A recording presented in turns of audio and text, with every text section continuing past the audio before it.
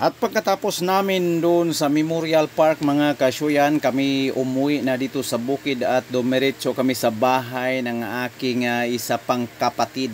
Wow naman!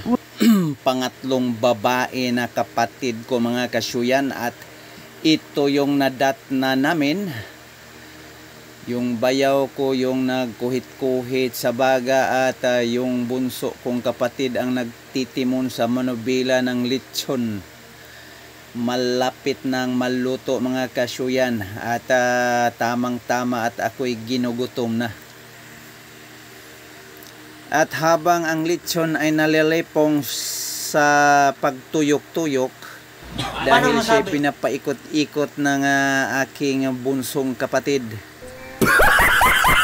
ay paluto ng mga kasyuyan, at ako'y ginugutom na at ako'y nang huhuyab na dito. At ayan yung asawa ng aking kapatid. Ito yung anak niya, at ito yung isa bayaw ko rin yan.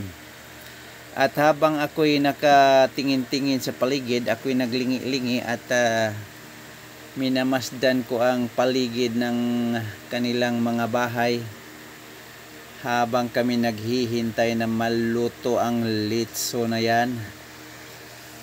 At iilang minuto na lang ang tinatagal ay hahanguin na yan.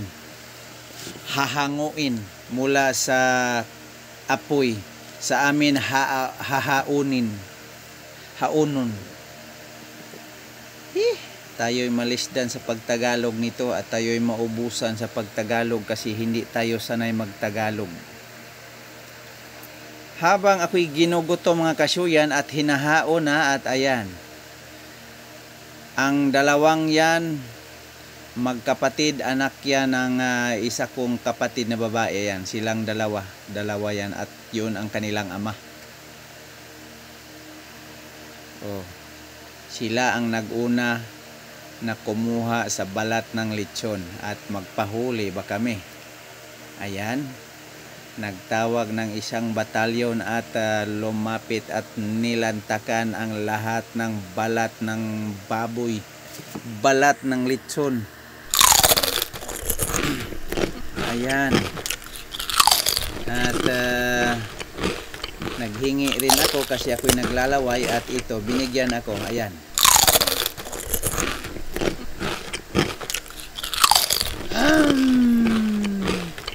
At yan mga kasyuyan, ako'y nagkuha ng kaunting balat at binigyan ko ang aking Mother Earth. Ayan.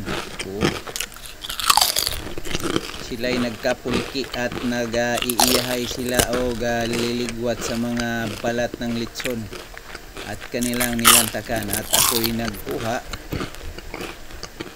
Ayan. Bahala ka sa buhay mo. At ako'y nagkuha at binigyan ko ang aking Mother Earth. Magaling kang kupal ka.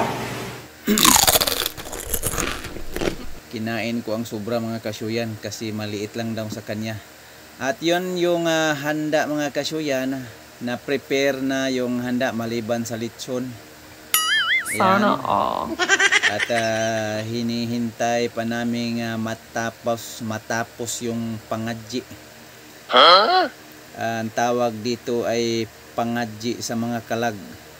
Yan yung nakagawian ng mga taga-probinsya kagaya namin. At yan yung kapatid ko. Siya yung may-ari ng bahay na ito, at yan yung mga bayaw at mga pamangkin ko kapatid. Nakapwesto na sa gilid-gilid at naghihintay na matapos ang pangadji dyan sa taas ng kanilang bahay para magkainan na.